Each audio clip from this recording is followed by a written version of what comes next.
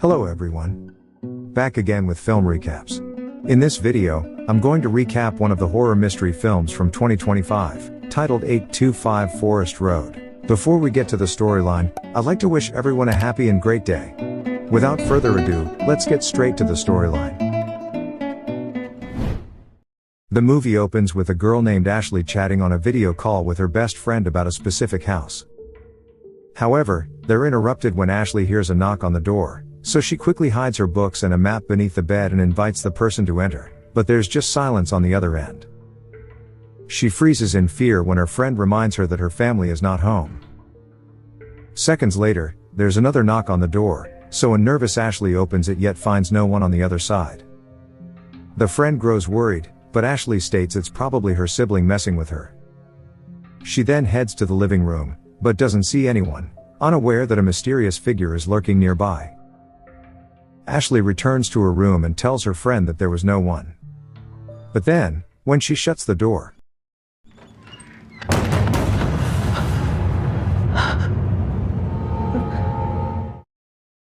the scene then abruptly cuts to a couple, Chuck and Maria, touring a house with their realtor, Bonnie.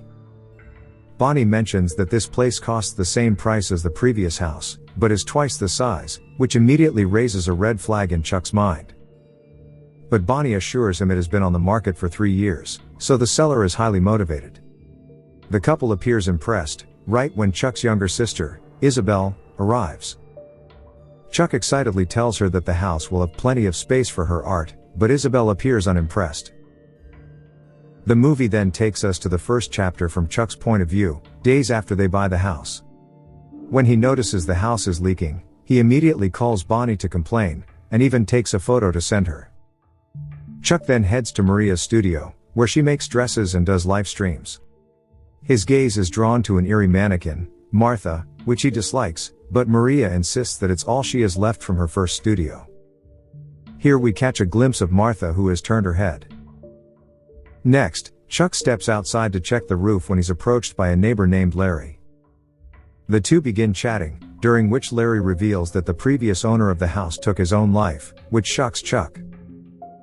Later at home, he reviews the pictures he had taken to send to Bonnie, but a cold wave of fear sweeps over him as he notices a gun in one of the photos that was clearly not there before. The next morning, Chuck wakes up, and sees something shocking outside the house, and immediately informs Maria. He then heads downstairs, where we notice Martha standing eerily under a tree. Larry approaches to see what happened, but Chuck brushes it off, saying his sister probably put the mannequin outside as a prank. Larry then reveals that Maria had told him about Isabelle struggling to cope after her mother's car accident. To add, this town has a history of people taking their own lives, and those struggling with depression are especially vulnerable to someone called her. Chuck wonders what her means, but Larry suggests he read the town's history at the local library and leaves. In the afternoon, a curious Chuck heads to the library to look for information on the town. But there, he's bewildered to see a stack of books suddenly topple onto the floor, since they weren't there moments before. He then comes across a distressed Ashley, who is crying alone. She pleads with him to put the book down and leave the town, but Chuck doesn't understand what she's trying to say. He asks if she needs any help, but she denies it. As Chuck leaves the library, he notices a poster for a community called Friends of Gardening, which piques his interest. The next evening, Chuck arrives at the Friends of Gardening meeting, where he meets Larry and a few other townspeople. However, it quickly becomes apparent that the meeting is not about gardening, but something else. We then learn that Ashley took her own life last night, and the group fears that more disasters are about to come.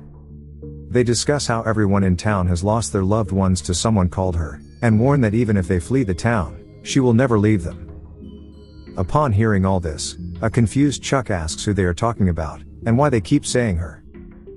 A man reveals that they are speaking of Helen Foster, a woman who has been inflicting terror in the town for decades. That is why this meeting is held in secret, and people avoid saying her name for fear of being hurt. Here, the group explains that the only way to stop her is to find 825 Forest Road, where Helen lived in the 1940s, and where she took her own life. But no one can locate the place anymore, as it has been erased from all public maps. Amid the discussion, Larry notices someone's presence on the stairs. When he approaches, he glimpses Helen's ghost drifting eerily across the hallway. Panic grips him, so he signals the others, at which point the group abruptly ends the meeting, and rushes out. As they leave, Chuck notices a chilling figure sitting alone in the church.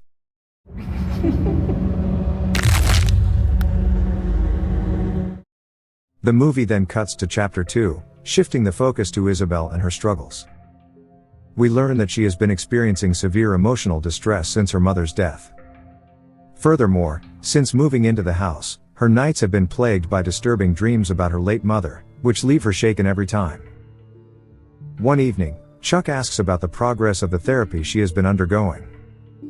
His attention is then drawn to a sketch she created that looks almost identical to their new home, but the strange part comes when Isabelle reveals that she drew it 2 or 3 years ago.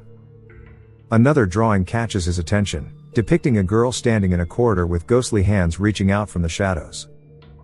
The siblings then begin discussing their late mother, recalling how she used to stack dishes into a pyramid, and leave a note that said, "They won't put themselves away." Days later, Isabelle is visited by her new school friend, Luke, whom she takes to her room. The curious girl begins asking him about the town, and he reveals that the place has long been rumored to be haunted. He tells her that years ago, a man hanged himself in the library with a stack of books, and that the same damn stack still appears on its own, as witnessed by countless people.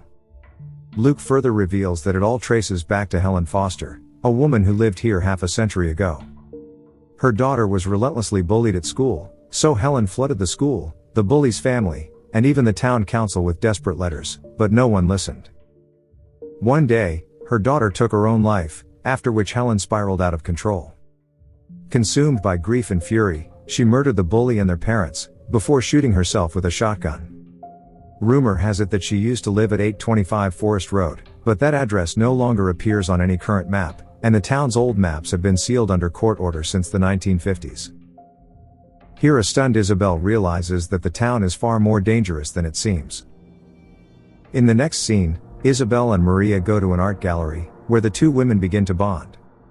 Maria reveals that she has bipolar disorder, and takes medication, which mostly keeps her stable. She explains that, even though Chuck doesn't understand these kinds of things, she understands what Isabelle is going through. This touches Isabelle, but moments later, they hear a girl screaming in the distance. An urgent announcement is then made that the gallery is to be immediately closed. Isabelle glances at a drawing and is shocked to see a figure of a woman appearing in it, which wasn't there before. That night, Isabelle is sleeping peacefully when her closet light suddenly turns on by itself, jolting her awake. And so, she turns off the light. But then,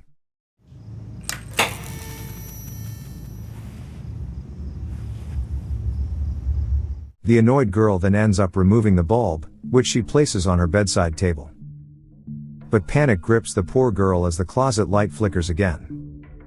To make matters worse, ghostly hands emerge from the closet, causing her to scream in sheer horror. Fortunately, it was just a nightmare, but a shiver of terror runs through Isabelle when she sees the bulb lying on her bedside table. Sometime later, Isabelle meets with Luke, and confides that her nightmares are growing increasingly worse. She wants to find Forest Road, but Luke strongly advises against it. He reveals that, according to rumors, Ashley and her friends were also looking for the house, and she may have found it, after which disturbing things began happening to her. Just then, Isabelle gets a call from Chuck asking her to come home, as he wants someone to stay with Maria. The worried girl rushes home, where she finds Maria distressed and crying. She asks what happened, but Chuck just urges her to pack, and says he will be back soon. Later, while Isabelle is packing her stuff, Luke arrives to check if everything's okay. He notices her picture with her mother, and states that he just met her mother, who appears to be very nice. This horrifies Isabelle, and when she asks what he means, Luke reveals that her mother let him inside the house. The shocked girl reveals that her mother is dead, but he claims it's the same woman in the photo, and she even introduced herself as Isabelle's mother. The two begin to worry, and they soon hear a shattering sound from downstairs. The duo carefully walks down the hall, but there's no one there. The terrified Luke then states that he must have been mistaken and rushes home. Suddenly, Isabelle hears a woman's voice calling her name from the kitchen, insisting it's her mommy. This fills the poor girl with emotion, and she follows the sound, even though Maria appears and pleads with her not to go there. The voice says, "These dishes won't put themselves away," and Isabelle notices broken dishes scattered across the kitchen floor. Soon, she comes face to face with a ghostly figure, sending both her and Maria fleeing in horror, but they find the front door locked. Isabelle rushes to her room, and locks herself inside, only to hear Maria's screaming voice echoing through the house. The scene then shifts to chapter 3, which focuses on Maria, and begins when the family first arrives to tour the home. Days later, she and Chuck are seen in the car, talking about Isabelle, who is clearly not doing well. Chuck dismisses therapy as a scam, but Maria points out that Isabelle was driving the car when her mother died, which must have had a big impact on her. She therefore insists that they should give the girl some time to cope. Later at home, Maria notices Chuck reading the town's history, and he reveals that in 1953, all the town's street names were changed, and its borders were redrawn. Their house had originally been listed as 15 Rose Lane.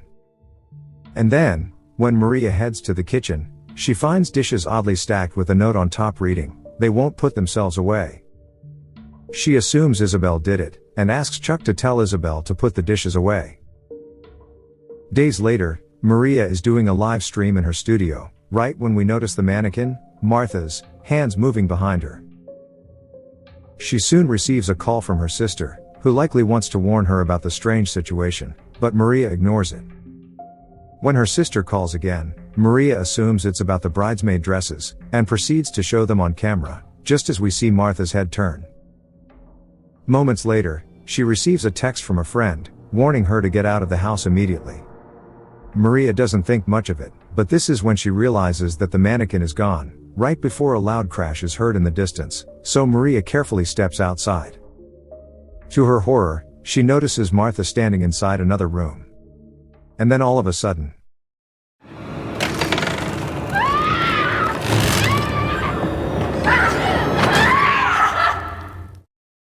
in the next scene, we see Chuck and Maria burning the mannequin outside. He later questions whether she has been taking her medication regularly, suggesting it might explain the incident, but a frustrated Maria reveals that thousands of people saw Martha move. Chuck apologizes, and says they can move to another place, but he just needs a little time. Just then, Isabelle arrives, so he asks her to pack her things, saying he will be back shortly. After Isabelle heads upstairs, Maria heads to the kitchen, where she notices the dishes stacked again with a note that says, "Hello Maria." This confuses the woman, but she simply walks away, right when she hears the sound of dishes shattering. Shortly after, a ghostly voice calls Isabelle, and urges her to come to her mom. The scene then cuts to Isabelle and Maria rushing upstairs, and locking themselves in their respective rooms. But Maria's door swings open by itself. Seconds later, the ghost appears, causing her to let out a blood-curdling scream. Isabelle hears the scream, just as Maria arrives at her room, and the two women cling to each other in fear. But Isabelle suddenly asks what happened to Maria's face, and we notice that Maria's nose is bleeding. The scene then cuts to chapter 4, titled Forest Road, where we see Maria lying sick in bed with Chuck sitting beside her. He soon hears the doorbell ring, and leaves. Downstairs, it turns out to be Luke, who has arrived with an important discovery. He shows Isabelle and Chuck how Ashley had found the house.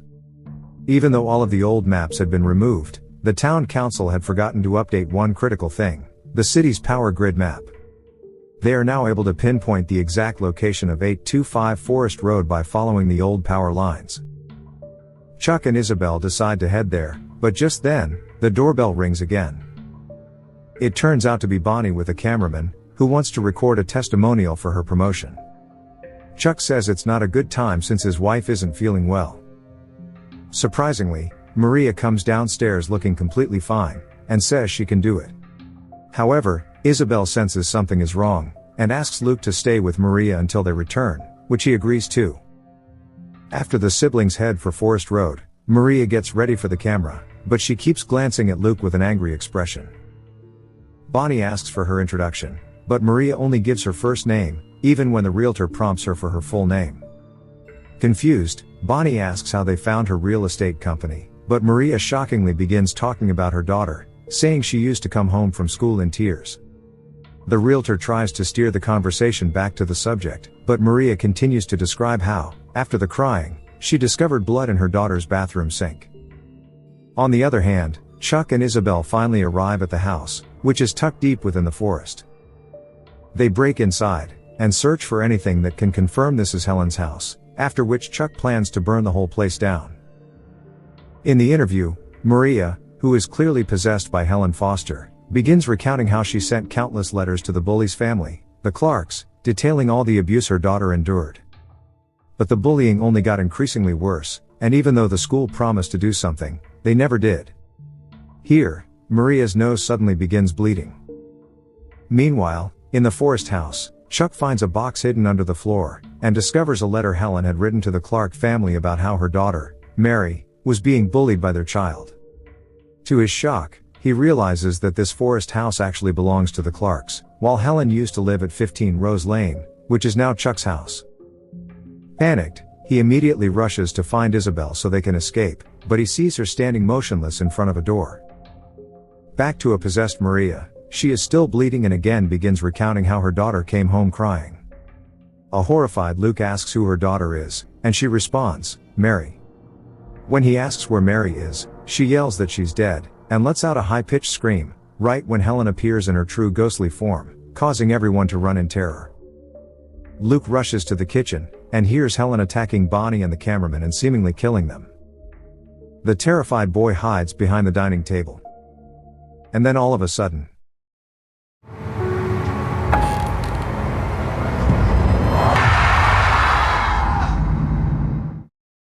in the forest house, Isabelle apologizes, saying she had already seen this before. Suddenly, the ghost places its hand on Isabelle's shoulder, exactly like the sketch she had made long ago. Chuck rushes to save his sister, but despite his best efforts, the ghost drags them both into the room. Following this, the movie ends by showing the house at 15 Rose Lane, which is now shrouded in eerie silence, while the fate of our protagonists is unknown. Okay guys, thanks for watching. See you again in the next video.